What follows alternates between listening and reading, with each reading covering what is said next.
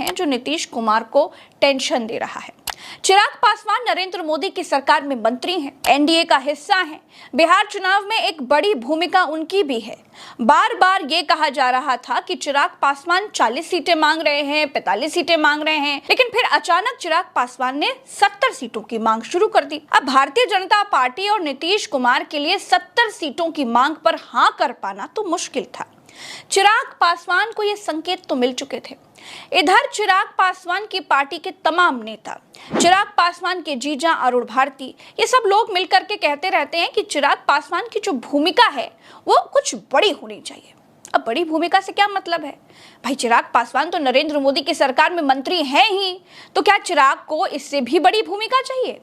चिराग पासवान की पार्टी के नेता चिराग को बिहार का भविष्य बताते हैं। चिराग पासवान और उनके जीजा कई मौकों पर नीतीश कुमार की सरकार की कानून व्यवस्था पर सवाल भी खड़े कर चुके हैं। दोस्तों, चिराग पासवान अब ये ऐलान करते हैं कि उनकी पार्टी बिहार में 243 सीटों पर, यानी कि सभी की सभी सीटों पर अपने प्रत्याशी उतारेगी।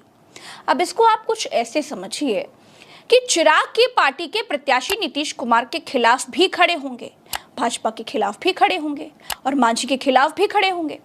चिराग पासवान खुद ऐलान कर रहे हैं कि वो विधानसभा का चुनाव लड़ेंगे।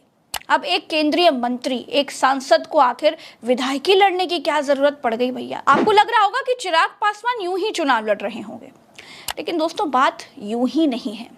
आप सोच रहे होंगे कि चिराग पासवान अपनी पार्टी के वोट बैंक को मजबूत करने के लिए, जनाधार को बढ़ाने के लिए चुनाव लड़ रहे होंगे।